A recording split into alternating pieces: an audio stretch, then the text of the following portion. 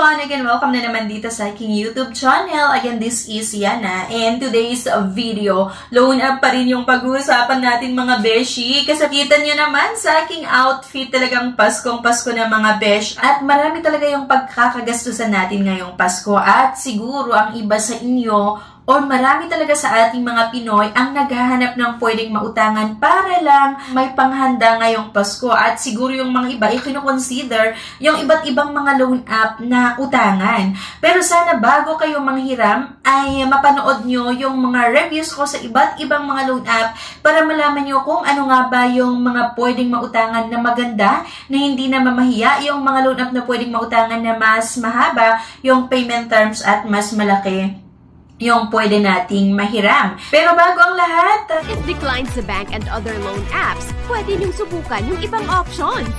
See the links sa description at sa comment section below. Click the link and apply. Disclaimer, try or apply at your own risk. Let's get back to the topic. Ang pag-uusapan nga natin ay itong si Credit Cash Online Loan App, kasi ayon dito, pwede daw makahiram hanggang 100,000 pesos. Or, ang pinakamalaki na pwedeng mautang dito daw ay hanggang 100,000 pesos. And, syempre kapag i-download nyo, kailangan nyo maglagay ng inyong valid mobile number. At kapag na-click nyo yung may nakalagay na OTP, meron nga po tayong matatanggap na one-time password na kailangan yung ilagay dyan. At syempre, kailangan nating mag-create mga besh ng password. And next, highest available ay 100,000 pesos. May interest as low as 0.02%.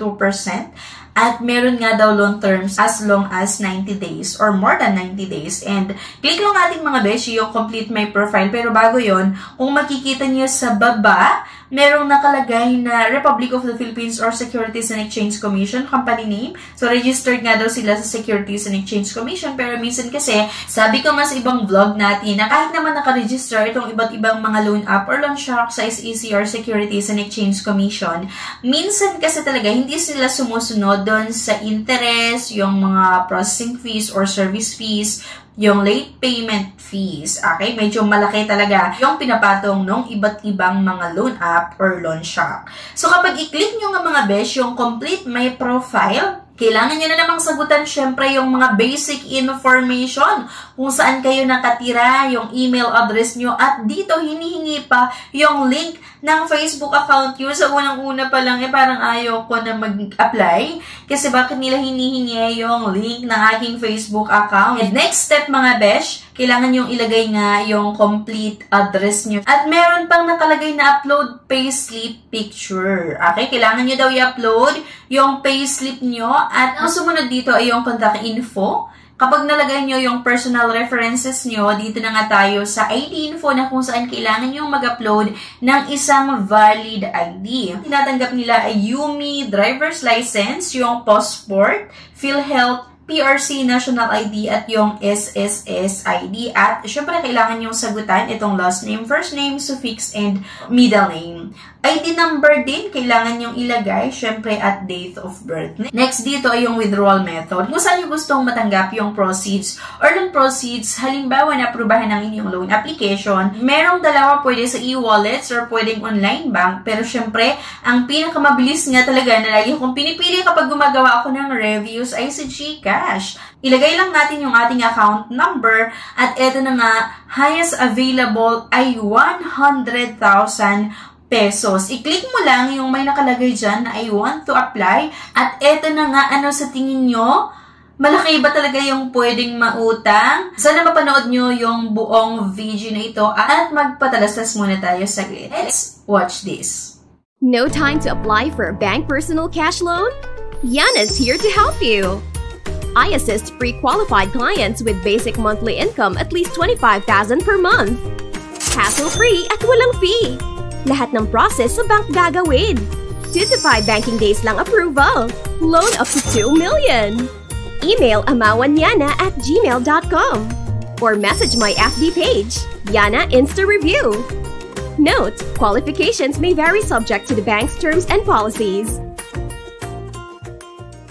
And let's let's get back to the topic. So, kanina, diba, ayon sa loan app na ito, ang pinakamalaki na pwedeng mahiram ay hanggang 100,000 pesos. Mayroong interest as low as 0.02% and loan terms as long as 90 days or more than 90 days daw. Pero eto nga mga besh, yung 100,000 pesos, nakaka-loka lang.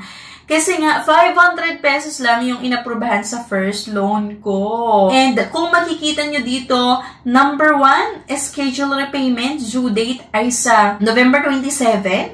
Kailangan ko daw bayaran yung 500 pesos sa November 27. At yung second schedule repayment due date ay sa May 18, 2024. Das 20 pesos nga lang daw yung babayaran ko. Ang date kasi ngayon mga be, November 21. So, 21, 22, 23, 24, 25, 26, 27. Halos 6 days lang mga be. Kailangan ko nang bayaran agad-agad yung inutang ko. At eto pa ha, doon sa 500,000 pesos, meron silang ikakaltas na 125 pesos na term interest at meron nga daw service fee na 75 pesos. Meron silang nilagay na overdue daily interest na 3%.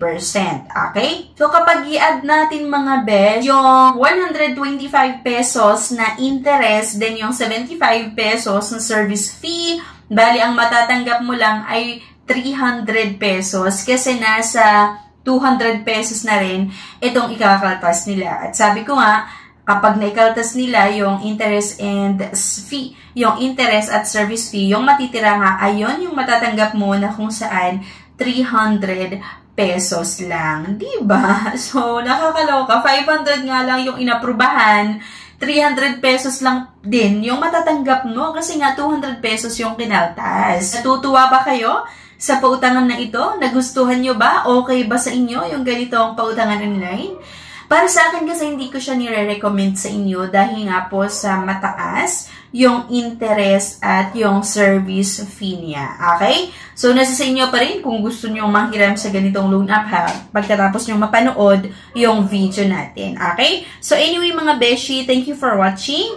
Sana may nakuha kayo na idea sa video na ito. Please don't forget to click the subscribe button. Sana like nyo yung video na ito at i-share nyo na rin. Thank you guys and bye-bye. No time to apply for a bank personal cash loan? Yana's here to help you. I assist pre-qualified clients with basic monthly income at least 25,000 per month. Hassle-free at walang fee. Lahat ng process sa bank gagawin. 2 to 5 banking days lang approval. Loan up to 2 million.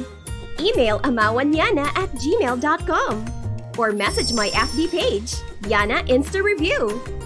Note, qualifications may vary subject to the bank's terms and policies. If declined sa bank and other loan apps, pwede niyong subukan yung ibang options. See the links sa description at sa comment section below. Click the link and apply.